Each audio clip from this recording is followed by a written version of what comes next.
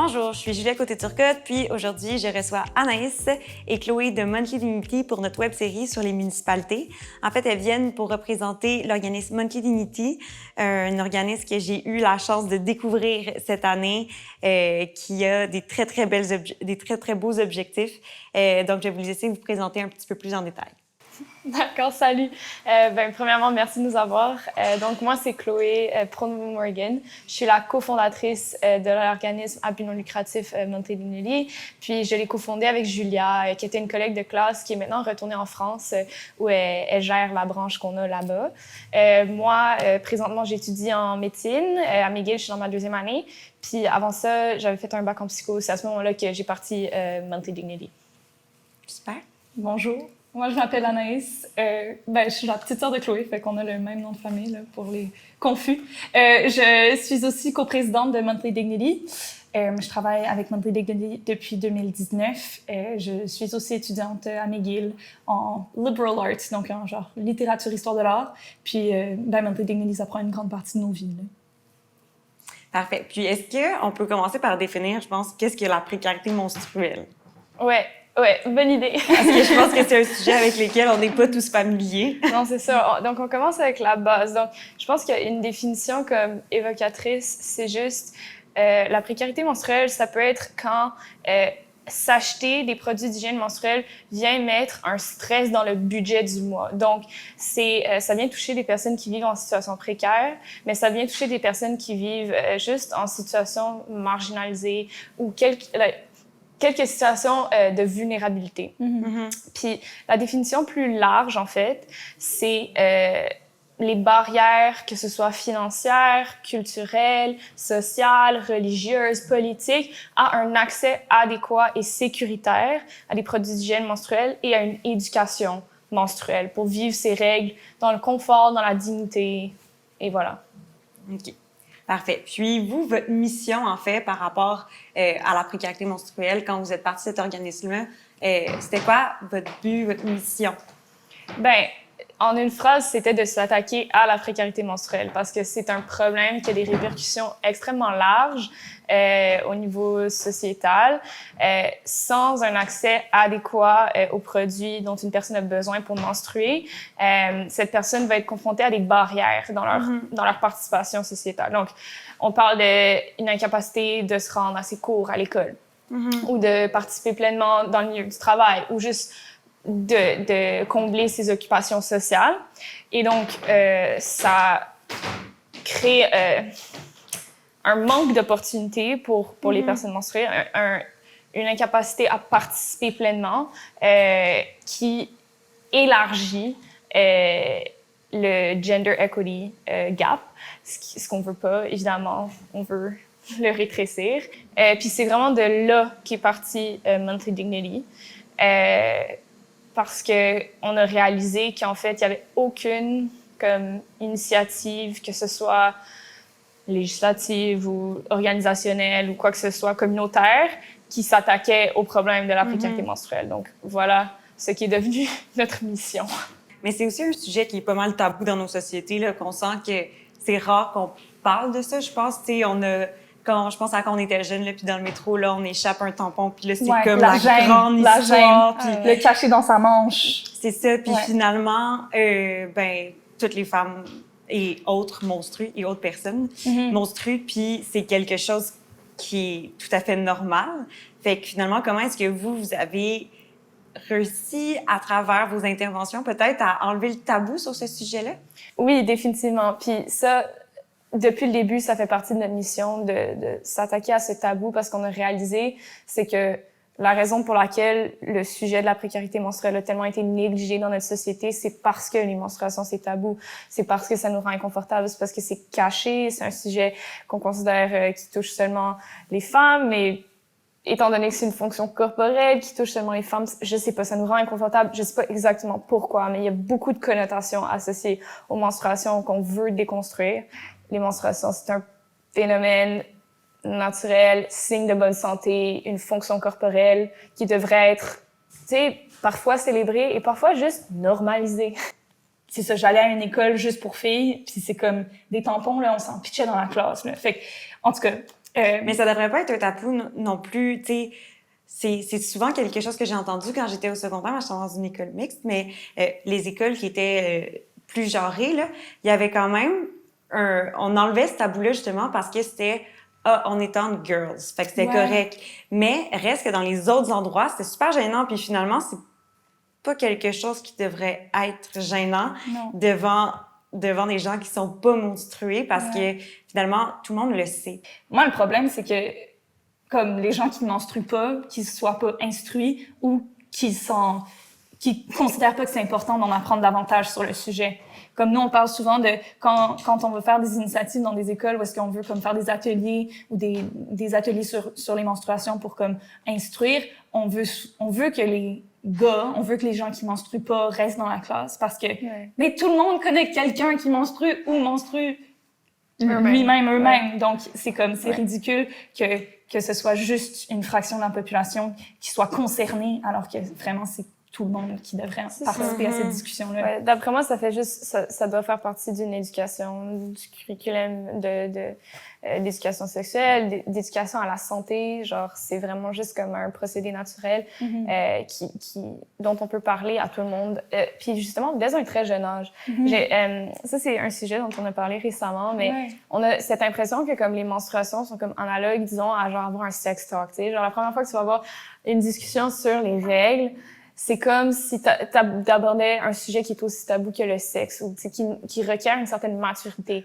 Mais peut-être qu'on pourrait revisiter cette notion-là parce que c'est pas la même chose. Mais c'est ça que ça peut avoir des impacts aussi sur la santé. Là. Finalement, toi, t'étudies en médecine. Je pense pas que je suis la mieux placée pour expliquer les impacts, mais bref, il y a des impacts sur la santé aussi qu'il peut avoir. Il y a des chocs toxiques. Je te laisse continuer. Oui, totalement. Ben ça, c'est quelque chose sur lequel on a beaucoup appris. Mais oui, j'en ai aussi entendu parler dans mes études. Quand ça en vient justement à la précarité menstruelle dans les cas extrêmes où comme des personnes peuvent vraiment juste pas aborder comme les produits dont elles ont besoin, ça fait en sorte que souvent il va y avoir un recours à des méthodes juste alternatives mais insalubres. Et donc ça peut être genre des papiers journaux, des chaussettes, plein de Kleenex enroulés, tu sais, 100 fois autour de ta main, du papier toilette, je veux dire, des Kleenex, whatever. Puis ça pose un risque pour les infections urogénitales. Puis ensuite, comme tu as mentionné, ça peut aussi créer une obligation de garder un produit pour trop longtemps. Donc, si ça, c'est un tampon, justement, ça pose un risque pour le syndrome du choc toxique, qui est super dangereux. Puis, c'est tellement épeurant de penser qu'il y a des personnes qui doivent se mettre dans cette situation mensuellement par manque d'accès à un produit de base.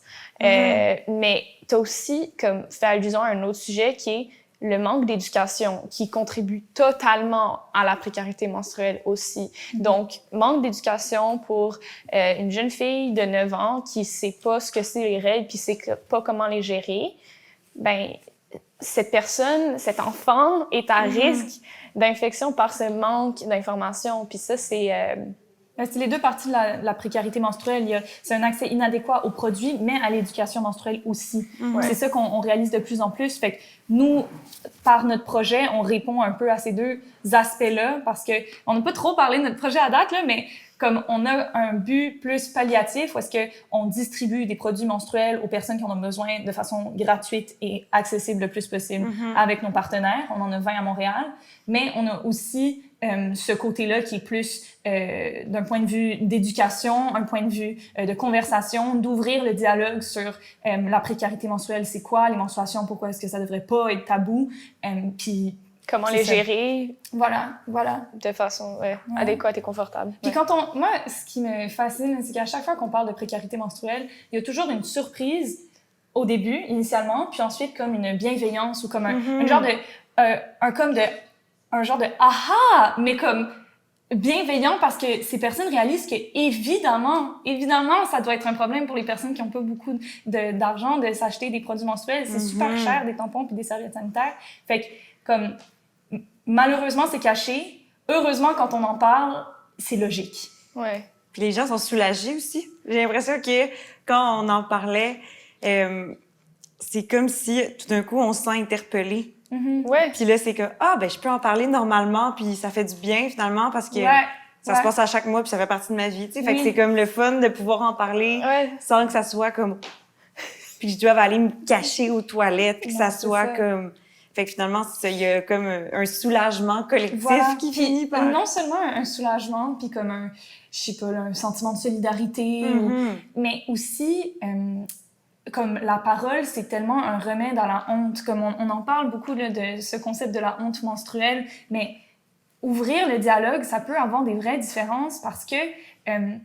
Surtout comme dans des cas où est-ce qu'il y a des personnes qui ont mal pour vrai, comme tu sais l'endométriose là, ou les personnes qui ont extrêmement des crampes vraiment Est-ce qu'on sévères. peut expliquer c'est quoi l'endométriose? Ok, là je vais donner la médecin l'endométriose, mettons si tu peux nous plugger une. Oui. Je pense pas que je peux vous le définir comme ça, mais je sais juste que c'est un procédé où genre le lining, j'ai les mots en anglais.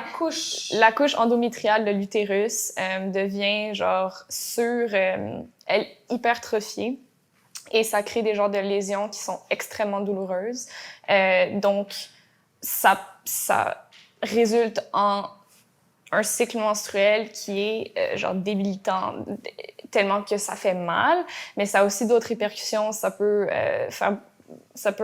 engendrer beaucoup de douleur dans les relations sexuelles. Puis c'est un sujet qui est vraiment juste dont on parle pas assez parce que la douleur en lien avec le cycle menstruel est très, très normalisée et également tabou parce qu'on se dit, ben écoute, les règles, c'est ton problème, premièrement. Arrête de te plaindre. Puis il y a aussi tout le package qui vient avec le PMS, là, le syndrome prémenstruel. Tu sais, qui est cette notion extrêmement invalidante des personnes menstruées, de par lesquelles on leur dit « Ah, t'es irrationnelle » ou « T'es hystérique » ou « T'es folle » ou « T'es quoi que ce soit parce que t'es à veille d'avoir des règles ou parce que t'es menstruée. Donc, je pense que ça vient jouer dans une genre de minimisation de la douleur ou de n'importe quel sentiment genre d'inconfort quand ça vient aux règles, parce que ce qu'on a internalisé, c'est comme, OK, il faut pas que ça m'impacte, puis il faut pas que je le montre, puis il faut pas que, comme, ça joue dans mes émotions, puis il faut juste que, genre, je power through, tu sais. Alors que c'est normal, puis ça veut pas dire que qu'est-ce qu'on ressent à ce moment-là n'est pas valide. Non. C'est absolument normal aussi d'avoir des hormones un peu plus qui fluctuent. Qui fluctuent davantage, parce que c'est ça, comme ça que le corps est fait, tu sais. Fait que finalement, c'est des choses avec lesquelles on n'aurait pas nécessairement se faire blâmer pour toutes les personnes menstruées, là. On devrait plus avoir un sentiment de solidarité ou de compréhension. Puis, c'est vrai que, tu sais, il y a beaucoup de gens qui sont comme what you do, I can do bleeding, genre, tu sais, comme un peu le phénomène de comme j'ai mes règles, ça m'affecte pas. Puis ça, c'est une expérience qui est totalement vraie. Mais il y a aussi des personnes qui ont une expérience parce que avoir leurs règles, ça veut dire que pendant 3 jours, elles peuvent pas sortir de leur lit. Et ça aussi, c'est vrai. Comme cette douleur-là, elle doit être reconnue, puis elle doit être acceptée comme toute autre forme de douleur. C'est pas parce que c'est des douleurs menstruelles que c'est comme genre drogue-toi de Tylenol puis on s'en fout. Là. Par rapport à ce que vous dites là, est-ce que vous avez des statistiques justement sur les personnes qui doivent manquer, tu sais, parce que 3 jours par mois, c'est énorme, là, comme quand on parle de congés qu'on a au travail, à l'école, ça peut faire prendre du retard sur beaucoup de choses. Comment est-ce que vous voyez ça comme est-ce qu'il y a des solutions? Est-ce que il y a des données là-dessus? Ouais, ben 2 choses comme pour répondre à ta question. Donc, disons, on a l'aspect douleur liée aux menstruations. Il y a certains endroits, je pense dans les pays nordiques, où ça a été suggéré que des gens aient le droit à un leave of absence, genre des jours de congé en lien avec les menstruations, un genre de jour off avant chaque cycle menstruel, juste pour comme vivre ça plus chill. Donc ça, ce serait intéressant, tu sais, de considérer ça. Mais en termes de statistiques sur comment j'ai pas de statistiques sur comment la douleur vient mettre en jeu la participation sociale. Mais par contre, la précarité menstruelle, donc un manque d'accès à des produits nécessaires, ça oui. Il y a une étude de plan international qui a révélé que 68% des femmes au Canada ont dû manquer des opportunités, que ce soit sociales, occupationnelles ou éducatives, à cause de leurs règles. Donc ça, c'est quand même juste vraiment choquant. Là. C'est énorme. C'est énorme. Puis, c'est pas pour dire que c'est à chaque mois, mais c'est juste pour dire que les règles deviennent une barrière, deviennent un enjeu, deviennent un fardeau, un poids, tu sais, quand, pour la plupart des gens, là, si ces personnes ne souffrent pas d'endométriose ou de PMDD, ou bref, ça devrait pas. Tu sais, ça devrait juste être quelque chose que tu peux gérer comme confortablement en ayant les protections hygiéniques nécessaires, puis aller à ta job, puis aller à tes cours, puis pas être limité dans tes options. C'est non seulement ça, mais c'est aussi quand, par exemple, si quelqu'un a très, très, très mal au ventre, être capable de le dire à son boss ou à l'école, puis que ce soit compris, accepté, puis respecté comme décision de vouloir, comme, tu sais, sit this one out, tu sais, que on se fasse offrir l'espace de ne pas participer si jamais on n'est pas capable de le faire. Sans que ça soit ridiculisé, ou sans que ça soit jugé avec un regard extérieur, les personnes qui ne vivent pas cette situation-là. Exact. Tu disais aussi que vous avez évolué dans votre définition d'à qui s'appliquait la précarité menstruelle, parce qu'on aurait tendance à penser directement les femmes menstruées. Mais je pense que vous avez vécu une évolution, vous aussi, de votre côté, dans votre organisme par rapport à ça. Est-ce que vous aimeriez nous expliquer un peu comment cette démarche-là s'est faite, surtout dans un contexte de société où on est vraiment en train d'avancer sur ce sujet-là? Ça va être super intéressant. Oui, bien, je vais commencer, puis tu patcheras ma réponse, là. Mais oui, comme j'ai dit, initialement, notre focus était vraiment plus sur les femmes, surtout. Puis, ben, avec le temps, on a réalisé que les menstruations ne devrait pas être un phénomène qui est autant genré qu'il l'est. Donc, présentement, en magasin, les techniques de marketing, tous les produits menstruels sont dirigés vers les femmes et les filles. Alors que, en réalité, les personnes trans et non-binaires qui menstruent sont complètement invisibilisées dans cette narrative ou dans cette façon d'aborder le sujet. Donc, avec le temps, on a réalisé que c'est important de dégenrer notre vocabulaire. Avoir les mots pour pouvoir parler de ces problèmes-là, ça les cerne, ça les précise, puis ça fait en sorte qu'on peut trouver des angles de solution qui sont beaucoup plus efficaces. Donc, maintenant, pour faire une boucle, maintenant, quand on parle de personnes qui menstruent, on dit les personnes qui menstruent ou les personnes ayant leurs règles. En anglais, on dit menstruators à la place de femmes parce que c'est pas toutes les femmes qui menstruent et pas toutes les personnes qui menstruent sont des femmes. Puis là, si on se reconcentre un petit peu vers votre organisme, est-ce que vous voulez nous en dire plus? Là, on sait que ça vise la précarité menstruelle, puis que vous avez évolué dans le temps dans votre définition de qu'est-ce que la précarité menstruelle et des gens qui étaient touchés par cette problématique-là. Est-ce que vous voulez nous en dire plus sur comment ça fonctionne en ce moment? Je sais que vous avez des projets pilotes en place. Oui. Peut-être je peux te parler un peu de notre structure, parce que ça, on l'a pas mentionné. Puis je pense que c'était en lien avec ce que tu disais. On a été capable d'élargir notre définition et de s'aligner à notre nouvelle définition en ayant un modèle plus efficace pour essayer de rejoindre plus de personnes. Puis, donc, maintenant, la manière qu'on fonctionne, c'est à travers une genre de collaboration tripartite. Donc, on est 3 dans une trinité sainte de l'efficacité et de la durabilité financière et environnementale. Donc, on travaille avec Femme Pro, qui est un producteur de produits d'hygiène menstruelle québécois, qui a ses usines à Boucherville. Et quand Femme Pro change son packaging pour des fins de marketing, là, vraiment juste pour que ce soit plus joli en termes de rebranding, auparavant, ils jetaient tous les produits avec l'ancien packaging, l'ancien emballage. Ou l'ancien genre coupon, genre s'il y a des coupons expirés, et comme vraiment des raisons, ou une erreur comme sur le paquet, ça dit que c'est extra light, mais en réalité, c'est des En tout cas, c'est comme une différente sorte. Donc, bref, auparavant, FemmePro juste générait énormément de gaspillage et devait payer pour enfouir tous ces produits avec les emballages obsolètes ou les coupons obsolètes.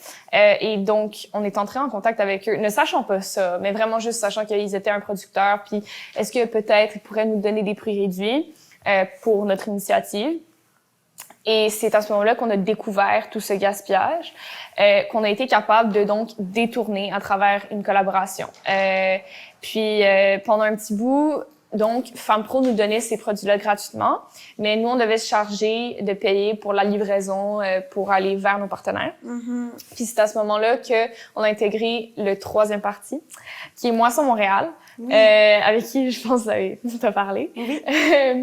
Et donc, Moisson Montréal, énorme banque alimentaire, et ils ont toutes les ressources qu'on n'avait pas, en l'occurrence des camions de livraison et un espace de stockage immense. Nous, on est un organisme d'étudiants, on n'a pas un très gros budget, donc c'était pas des choses qu'on avait. Et donc, maintenant, comment ça fonctionne, c'est que quand FemmePro a des produits qui auparavant auraient été jetés, ben ils avisent FemmePro, petit courriel, chou, et FemmePro envoie leur camion de livraison aller chercher ces produits, les rapporte dans leurs locaux, oui, espace. Entrepôt. Oui, voilà, ça c'est le mot. Dans leur entrepôt, et ils vont nous dire ce qu'ils ont reçu. Et par la suite, nous, on met de côté ce dont on a besoin pour nos partenaires. Donc, Anaïs a mentionné, on travaille avec 20 comme partenaires dans la communauté de Montréal. Et le reste, Moisson le garde parce que Moisson travaille dans l'insécurité alimentaire. Puis il y a un énorme lien, évidemment, entre l'insécurité alimentaire et la précarité menstruelle parce que c'est juste cette notion de ne pas avoir accès à des ressources essentielles. Ouais. Et ce qui est vraiment cool, c'est que depuis ce partenariat, Moisson a pu augmenter sa distribution de produits d'hygiène menstruelle 4 fois. Donc, 4 fois plus de produits d'hygiène menstruelle distribués à leurs partenaires. Et pour nous, évidemment, c'était super efficace financièrement. Et en plus, ça évite un énorme gaspillage. Donc, c'est vraiment cool. Maintenant, c'est bon modèle, ouais. Ouais. Puis c'est ça, nous, c'est comme... On essaie vraiment de conjuguer plein de différents concepts ensemble, mais pour nous, l'écologie puis comme la réponse à la crise climatique, ça peut fonctionner. Ça peut comme la précarité menstruelle et l'écologisme ne s'excluent pas. Donc, comme dans nos partenariats principaux, c'est important d'avoir des produits qui allaient être jetés dans tous les autres scénarios. Ouais. Mais il y a aussi, tu sais, ça fait un petit bout que c'est sur le marché, mais que ça commence à être plus connu, là. Par exemple, on appelle ça la Diva Cup, là, plus communément. Ouais. Puis, c'est sûr qu'il y a une utilisation qui est différente pour chacun, chacune qui l'utilise. Fait que c'est sûr qu'il y a comme aussi, je pense, des tabous par rapport à ça parce que c'est difficile de se demander comme hey, comment je le mets ou quelle taille je devrais prendre. Ouais. Tu sais, là, t'arrives, par exemple, à la pharmacie, il y a 3 choix. Ouais. Qu'est-ce que je choisis? On sait plus. Puis finalement, aussi, tu sais, les serviettes sanitaires réutilisables, ça peut sembler aussi dégueulasse au début. Fait que comment est-ce que aussi... vous, tu sais, dans votre programme d'éducation que vous faites, comment est-ce que vous vous prenez pour parler un peu des produits qui sont réutilisables?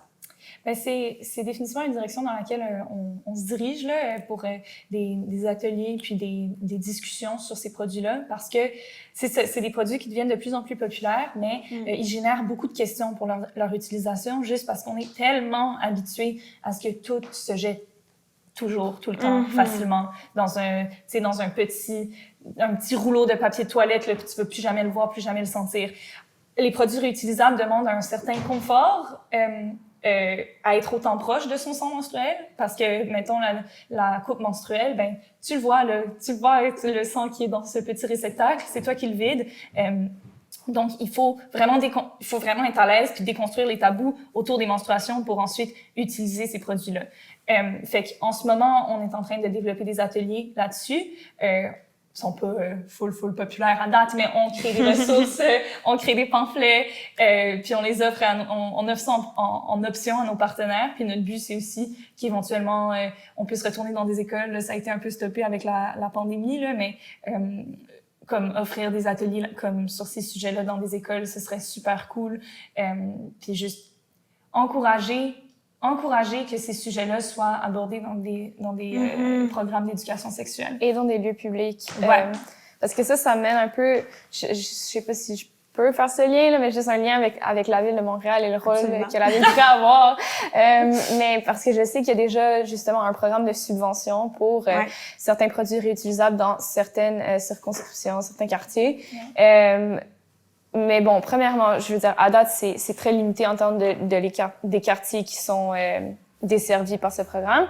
Et deuxièmement, justement, peut-être qu'il y a un certain manque d'accessibilité à ces produits-là par manque d'information. Donc, ce serait vraiment intéressant de voir la ville comme créer une genre de campagne de sensibilisation, d'information sur... Parce que même, admettons, moi, j'ai appris là, récemment que il y avait un rabais qu'on pouvait avoir pour les produits réutilisables. Donc, non seulement est-ce que le programme, comme les gens savent pas qu'il existe, mais deuxièmement, ils savent pas comment utiliser les produits. Donc, c'est une super belle option qui est source d'empowerment, d'empouvoirment, mais ça requiert totalement une éducation avec, et donc ça, c'est vraiment quelque chose à prendre en compte, surtout si la ville veut populariser l'usage de ces produits pour réduire les déchets, essentiellement. Mais il y avait un enjeu dont Anaïs m'avait parlé, là, je crois, avec les tuyaux. Oui, mais ça c'est du bouche à oreille, là. Mais on pense... OK, vas-y. Genre, je sais que une des raisons pour laquelle la ville a parti ce projet, c'était pour essayer de diminuer le gaspillage.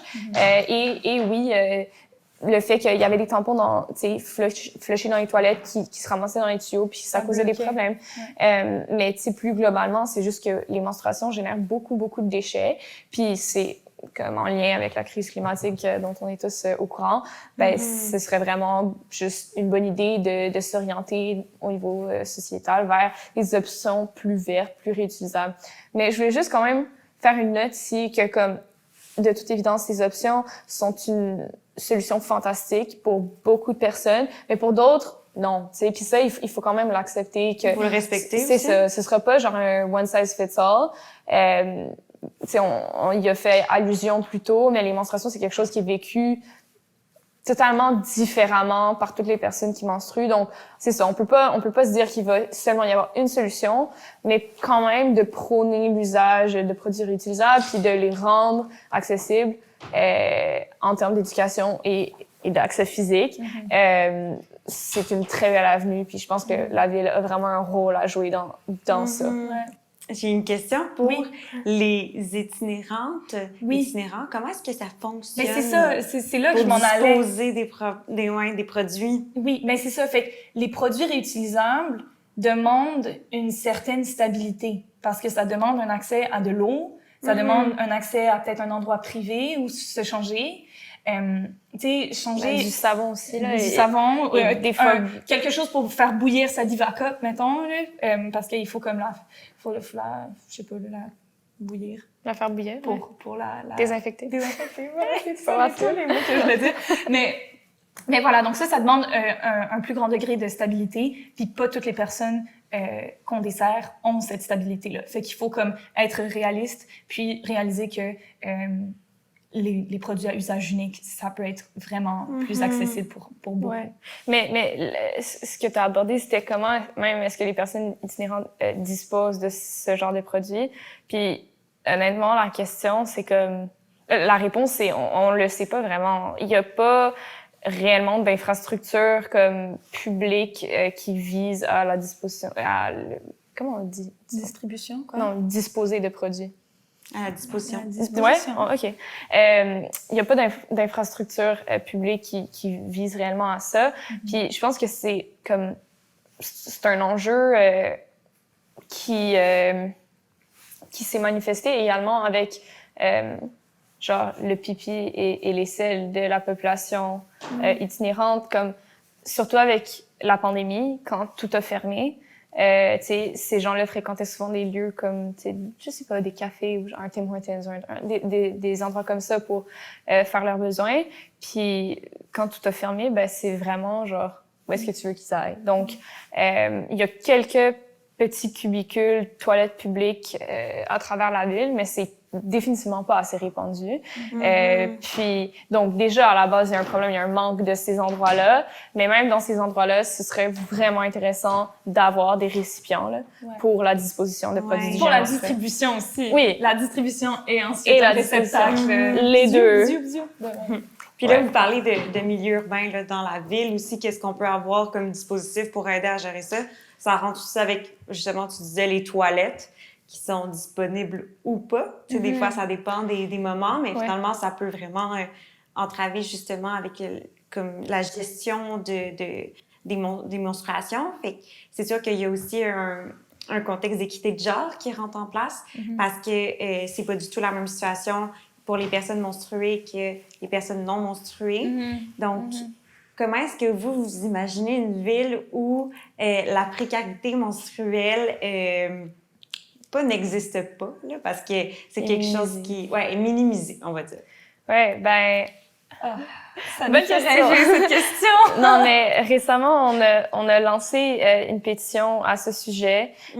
Puis ce qu'on revendique, c'est l'équité menstruelle, qui est comme l'opposé ou comme l'antithèse de la précarité menstruelle. Donc, c'est comme son opposé de façon positive. Donc, la définition de l'équité menstruelle, c'est juste que chaque personne qui menstrue a un accès adéquat, sécuritaire et abordable aux produits d'hygiène menstruelle, n'importe où, dans le fond. Genre un accès, tu sais, non seulement basé sur un lieu précis, mais comme dans n'importe quel lieu, pour que aucune personne menstruée ne soit mal prise. Et donc, ce que ça requiert, c'est juste d'avoir les produits d'hygiène menstruelle dans autant de lieux que possible. Donc, ça, c'est les lieux publics, mais aussi privés. Puis donc, ce qu'on a comme vision, ce serait juste que, ben, idéalement, ce serait légiféré par le gouvernement, là. Mais entre-temps, vraiment qu'il y ait une genre de responsabilisation sociale, de par laquelle, ben, les lieux juste qui sont fréquentés par des gens offrent des produits d'hygiène menstruelle en même titre que le papier de toilette.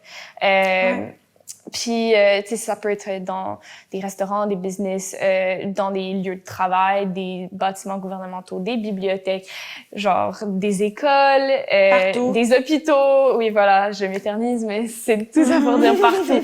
Mais même avec ça, même avec ce monde utopique, en fait, ce serait pas assez, parce que justement, tu sais, si on pense à la population itinérante, ben c'est une population qui vit comme même la rue. Puis c'est sûr que ce serait super, tu sais, d'avoir comme des récipients justement dans des cafés, des trucs où ces gens vont parfois. Mais je pense que ce serait aussi intéressant d'avoir ce concept de toilette publique, mais vraiment publique, là, tu sais, des cubicules partout dans la ville pour que les gens puissent juste avoir accès à une toilette, des produits d'hygiène menstruelle, un réceptacle pour en disposer, puis de l'eau pour se laver les mains, comme ça. Mais juste pour faire ses besoins aussi, là. C'est quelque chose de normal, c'est quelque chose qui... Voilà, et tu sais, jusqu'à temps qu'on ait affordable housing pour tous, le problème de l'itinérance va demeurer un grand enjeu dans la ville de Montréal, et donc faudrait quand même donner l'opportunité à cette population de vivre leurs besoins corporels dans la dignité. Oui, absolument. Absolument. Puis pour comme marier toutes nos idées ensemble, si on avait des salles de bain publiques dans des lieux que tout le monde fréquente, là, pas juste les personnes itinérantes, mais comme, tu sais, les gens en se rendant au travail, là, sont au centre-ville, sont comme « Oh non, j'ai oublié! » Bam! Une toilette, une chance! Puis là, dans cette toilette-là, il y a des produits menstruels disponibles gratuitement. Puis, on avait eu l'idée aussi que sur ce réceptacle dessus, on a une petite affiche qui dit genre la ville aussi donne des subventions pour les produits menstruels réutilisables. Donc, si jamais, genre aller à ce site ou comme un code QR, c'est ça? Ouais, ça un code QR.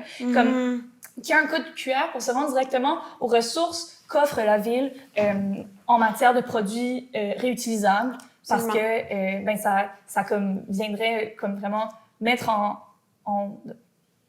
voyons, là, ça mettrait ensemble toutes nos idées, là. Ouais, toutes vos convictions. Exact. Ça unirait le tout. Exactement. Exact. Ouais. La Ville part un projet pilote à assez petite échelle, là, mais 4 lieux publics auront des machines distributrices de produits menstruels. Super. Puis, dans le fond, le fonctionnement, c'est que tu pèses, puis là, il y a comme un genre de timer, fait que tu peux pas comme peser à l'infini. Comme ça c'est comme une distribution, je sais pas, là, au compte-gouttes un peu. OK. Ouais. Puis, ça, c'est sûr que, par contre, aussi, à mon sens, à moi, là, le fait d'en avoir dans des lieux publics aussi, ça permet que pour les personnes qui peuvent pas, justement, en avoir ou qui sont, par exemple, c'est plus difficile ce mois-ci financièrement, peuvent s'en prendre plusieurs. Oui. Puis là, c'est ce qui, en fait, le projet pilote vise à plus Dépanner, genre. dépanner, Ouais, c'est ouais, ça. ouais. S'il y a un imprévu, tu peux t'en servir sur le Exact. coup. Non, c'est ça. Ouais. Ouais. Donc, voilà, je veux dire, je pense que c'est vraiment des bonnes nouvelles juste de savoir que la ville réfléchit à cet enjeu et essaye de trouver des solutions. Puis je peux totalement comprendre cette approche compte-gouttes là parce qu'il y a un désir de réguler le tout puis de pas comme avoir du vandalisme ou genre un abus de ce produit gratuit.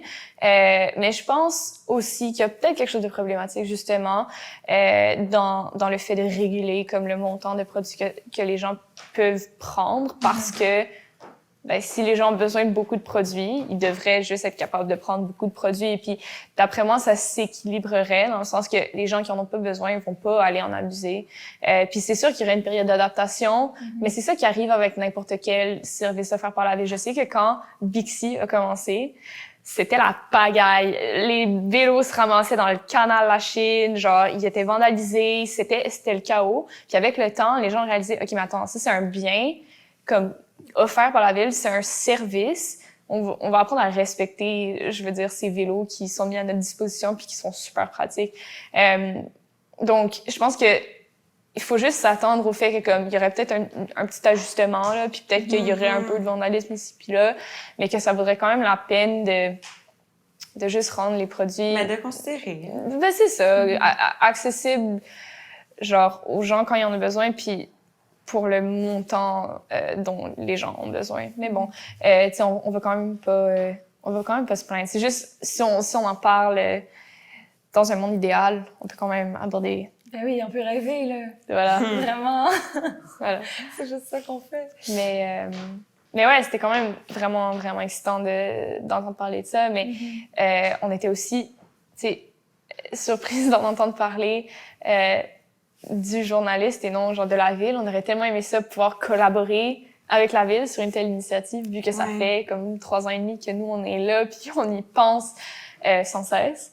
Donc, ça, je pense encore, ça revient un peu juste à des discussions qu'on a eues avec toi, là, mais comme ce serait tellement intéressant d'avoir un genre de plus grand dialogue juste possible entre les citoyens et les représentants municipaux, parce que juste, je vais parler personnellement, la politique, pour moi, c'est tellement opaque. Je sais pas comment ça fonctionne. Puis genre, nos priorités sont tellement, genre, au jour le jour dans la distribution de produits que quand ça en vient à juste comme des changements politiques, vous en avez des idées. on sait pas. Oh, c'est comme, tu sais, c'est ça, on a les idées, mais on sait pas à qui parler, comment les proposer.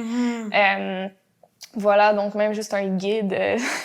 Mais tu sais, c'est ça, finalement, vous en avez des idées parce qu'à chaque fois qu'on a discuté, tu sais, là, c'est comme un gros brainstorm, puis là, il arrive plein d'idées, Anaïs invente des mots. Voilà! Mais c'est ça, finalement, vous sentez que vous n'êtes pas nécessairement toujours consulté. Oui, mais c'est juste un manque de communication. Puis c'est un manque comme... C'est ça, on adorerait faire partie de la discussion, vraiment, là, si quelqu'un voit ça. Ben, ouais, non, mais je pense que ça serait juste...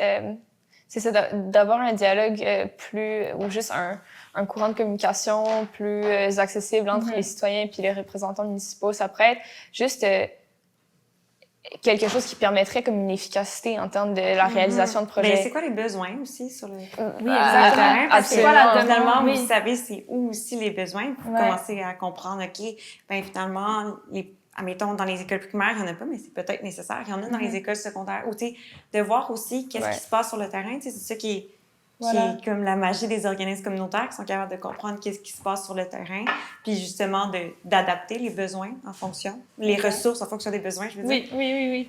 Tout à fait, tout à fait. Mais moi, ce qui m'encourage de ce projet pilote, c'est que comme c'est souvent avec des projets pilotes qu'on remarque qu'il y a un réel besoin. Puis absolument. après, les lois, puis comme les différentes structures suivent. Donc, moi, je suis encouragée par ça. Puis c'est une stratégie qu'on a adoptée aussi. Chloé, tu peux peut-être en parler davantage, là, mais on a parti un projet pilote de distribution de produits dans des écoles secondaires à Montréal. Ouais. Puis c'est vraiment dans la même optique là, de comme partir quelque chose, se lancer un peu dans un projet sans savoir trop ça va être quoi le résultat, montrer que ça fonctionne, montrer qu'il y a un besoin, montrer que vraiment tout est là, puis que la solution c'est assez simple. Ouais, puis que finalement les adolescents n'en mettent pas partout, puis c'est pas non, vandalisé. Exactement. Exact. Puis c'est ça, c'est exactement ce qu'on est en train de faire, c'est ça avec notre projet pilote dans les écoles. On l'a appelé gratuité des menstruations, équité d'éducation, parce que dans le fond, on y a fait référence, mais c'est un exemple concret. Un genre responsable communautaire d'une des écoles avec lesquelles on travaille, John F. Kennedy, a remarqué en regardant les fiches d'absence qu'à chaque mois, des étudiantes manquaient 5 jours d'école d'affilée. Puis il s'est demandé pourquoi, c'est étrange. Puis c'est à ce moment-là qu'il a réalisé que c'était dû au cycle menstruel puis à un manque d'accès à des produits d'hygiène menstruelle parce que cette école est située dans un quartier défavorisé. Puis les familles ont juste peu de ressources. Puis je suis sûre qu'il y a un lien également avec le tabou là, des menstruations, puis le fait que c'est difficile de revendiquer, genre quand on est adolescent ou jeune, de revendiquer comme « Papa, maman, j'ai besoin de ces produits, achetez-les-moi si tu sais déjà que le budget il est serré. » Mais donc, tout ça pour dire que vraiment, à Montréal, des étudiants manquent l'école parce qu'ils n'ont pas accès à des produits nécessaires. Puis pour nous, bon, c'était vraiment choquant, là. Ouais. Je veux dire, on n'en revenait juste pas. Donc, immédiatement, on a décidé de faire quelque chose, de partir quelque chose. On savait pas exactement comment ça allait évoluer, mais on a commencé en partenariat avec cet homme qui s'appelle Rocco Speranza. Puis le projet tout de suite pris beaucoup d'ampleur parce que Rocco a parlé à d'autres responsables communautaires dans d'autres écoles, puis turns out, il y a un besoin partout, tout le monde souffre de cet enjeu. Parfois, c'était même pas quelque chose qui était caché, c'était un problème dont, par exemple, la travailleuse sociale était au courant, mais ils ont juste pas le budget pour acheter des produits d'hygiène menstruelle pour tous les étudiants. Donc, dans une autre école avec laquelle on travaille, qui s'appelle Burling, c'était l'administration qui achetait genre des tampons de leur poche pour en offrir des fois, peut-être, à certaines étudiantes qui étaient mal prises. Puis pour nous, c'est juste comme... ça, non. Voilà, c'est absurde. Donc, de là est né notre projet pilote. Maintenant, on travaille avec... presque 10 écoles qui sont... c'est beaucoup? Ouais. On continue à la rentrée, là, ça se poursuit. Là. Ouais, mais ces écoles, on est entré en contact avec, surtout à travers Rocco puis son network dans le English School Board de Montréal. Et on compte, avec ce projet pilote, récolter des données quantitatives et qualitatives pour essayer juste de présenter un argument des plus convaincants à la ville ou au gouvernement provincial pour dire coucou, c'est un problème, puis la solution, c'est des produits d'hygiène menstruelle gratuits dans les écoles primaires et secondaires. Oui, puis aussi, c'est intéressant de voir à quel point, tu sais, malgré que le système d'éducation, c'est quelque chose de provincial, malgré tout, vous, comme organisme communautaire qui œuvrez à Montréal, vous réussissez à avoir un impact dans la vie de ces personnes-là. Fait qu'encore là, on voit que dans notre milieu de vie, finalement, des initiatives de s'impliquer dans votre organisme comme en tant que bénévole ou en tant qu'autre pour aider dans n'importe quel organisme communautaire qui vient à aider les gens qui font partie de notre milieu de vie, finalement, ça améliore la qualité de vie pour tous et toutes qui en font partie. Et qu'il y a un effet de s'impliquer aussi, en s'impliquant comme ça démontre que finalement, vous qui avez parti de ce projet-là, vous êtes 10 10 personnes qui travaillaient tous ensemble pour faire ça, puis finalement, vous allez changer la vie des dizaines et de milliers de filles qui vont fréquenter ces écoles-là. Ouais. Ben, c'est ça le but, là. C'est ça. Je veux dire, on ose vraiment espérer qu'avec ce projet, juste que ça va être un wake-up call, là, mais je pense aussi qu'on peut prendre exemple sur d'autres initiatives au Canada. Puis ça, c'est quelque chose qui, personnellement, me donne tellement espoir juste de voir que c'est comme vraiment un mouvement, c'est partout. en effervescence là, à travers le pays. Puis la Colombie-Britannique est comme pionnière là, dans le règne de l'équité menstruelle puis de la bataille contre la précarité menstruelle. Puis justement, le gouvernement de la Colombie-Britannique a passé en 2019 un projet de loi pour que les produits menstruels soient gratuits dans toutes les écoles. Donc ça, c'est juste comme, OK. École publique, je crois. Ah, OK. Mais, tu sais, c'est juste, ça a été fait. Donc, ça démontre que c'est faisable. Oui. Puis ça me fait penser justement à un partenariat qu'on a présentement avec les épiceries locaux à Montréal, qui sont une chaîne d'épiceries, il y en a 4, zéro déchet, dans le fond. Puis, étant donné que leur clientèle s'oriente vers un style de vie zéro déchet, ben ça arrive souvent que ces personnes ont des produits d'hygiène menstruelle à usage simple qu'elles utilisent plus. Donc, Locaux offre juste un récipient où les personnes peuvent venir déposer les produits à usage unique, puis explique un peu c'est quoi Monte Dignity. Et je trouve que ça, c'est comme un beau système sur lequel on pourrait bâtir pour que ça devienne justement un système d'échange qui est comme plus populaire ou plus comme juste fréquent à travers la ville. Donc, ça pourrait juste être vraiment, c'est ça, un genre de système drop-off, pick-up, d'échange. Comme un peu les bibliothèques qu'on voit, là, les genres de mini-bibliothèques comme dans des coins de rue, là, où est-ce qu'il y a comme, tu mets un livre puis tu peux en prendre un en échange. Ça serait trop cool de faire ça. Puis, évidemment, il y a des considérations comme hygiéniques, là. Il faudrait quand même assurer la qualité des produits puis leur préservation. Donc, ce serait ça. Ouais, c'est ça. Comme il faudrait que ce soit étanche. Bon mot. Merci. Et sécuritaire. Mais ouais, un genre de réseau de comme solidarité. Voilà, je trouve que ce serait une belle idée. Pour revenir sur le sujet des municipalités, est-ce que en ce moment c'est quoi votre relation avec la ville? Est-ce que vous avez un soutien, quel que soit-il, au côté? Il y a plusieurs types de soutiens qui peuvent être faits, là. C'est quoi votre relation que vous avez en ce moment avec la ville de Montréal? Ben, honnêtement, on n'en a pas vraiment une. Je veux dire, non, au niveau administratif, on a aucune relation. On travaille évidemment avec la communauté de Montréal, en partenariat avec plein d'autres organismes et d'autres, c'est ça, entités. Mais avec la ville en tant que telle, on n'a pas de lien. Et je l'ai déjà dit, mais c'est juste comme pas quelque chose avec lequel on est familière. Moi, je sais pas comment m'y prendre. On a déjà essayé d'entrer en contact avec certains représentants ou représentantes juste pour essayer de, je sais pas, de parler de la précarité menstruelle. D'ouvrir une discussion, c'est ça, puis de savoir même juste à qui est-ce qu'on devrait s'adresser. Mais ça aboutit juste nulle part, en fait. Puis c'est ça, genre en toute honnêteté, on sait pas vraiment comment s'y prendre. Tu sais, on avait quelqu'un qui avait comme position la levée de fonds, genre, puis d'essayer de trouver des opportunités de subvention. Puis tu sais, on en a trouvé à travers genre des banques, des trucs comme ça. Mais au niveau municipal, c'est jamais quelque chose qu'on a réussi, je sais pas, duquel on a réussi comme de profiter. Genre, c'est pas une ressource.